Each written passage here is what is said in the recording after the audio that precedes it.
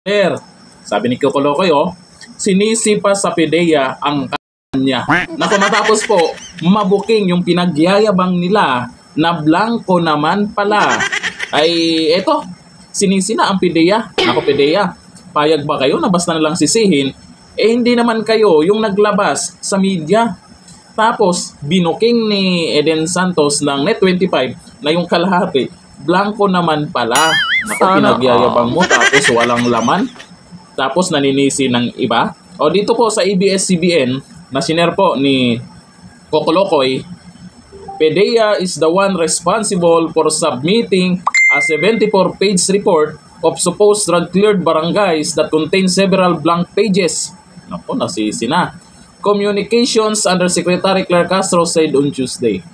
Auntie Claire, bakit naman ganun? Hindi ba pwedeng magtoli ka na lang? Toli po, ganun na lang. Kung hindi mo naman maitanggi yan, totoo naman, kitang-kita, walang nakasulat.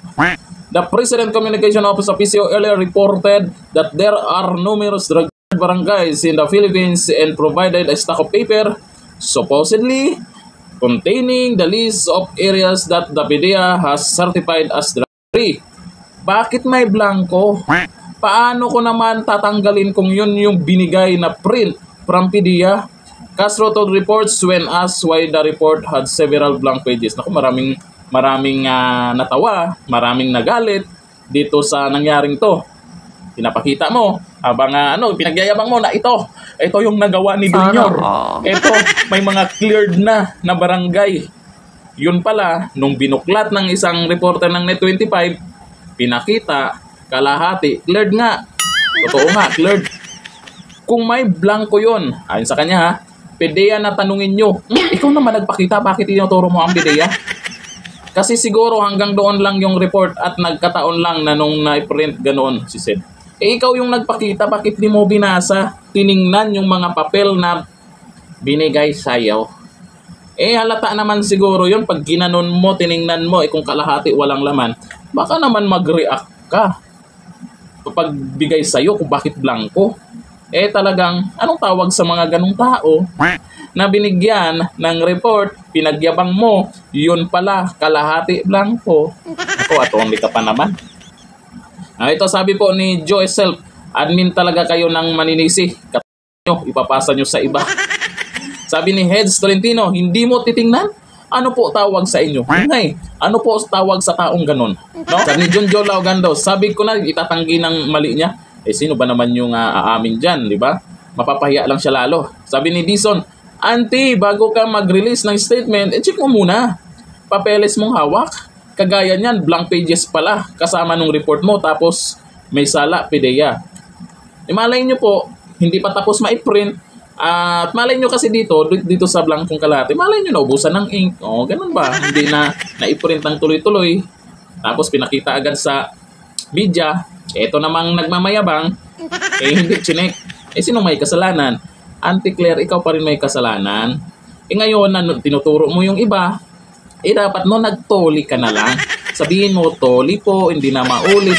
Ganun, hindi matanggap yung kamalian. Lagi na lang kayo tama. Kahit dyan, nabuking na nga kayo. Mukhang hindi ka pa rin mali dyan. Sinisi mo pa sa iba. Dapat, tuli-tuli din pag may time. Kung nabuking, di ba? Kagaya niyan. Tawang-tawa yung mga galit sa inyo dito sa pinagagawa nyo. Merong mga nadi-discourage. Dahil siyempre, proud na proud sila. Eto yung nagawa ni Junior. May mga barangay na cleared na. Tapos pagdating sa dulo, eto pala. Cleared nga talaga yung kalahati ng report nila. Jesus talaga naman, Auntie Claire. Mas okay pa rin talaga pag nandyan pa rin yung reporter na si Eden Santos. Sana hindi po siya matuluyang tanggalin dyan. Yung sa Net25, reporter ng Net25. Magaling talaga yon. Kasi yung ibang reporter, dami-daming reporter dyan. Bakit hindi nila na-booking to, yung blanco? Itong mismo si Eden Santos ang nakapag-booking na blanco pala yung pinagayabang.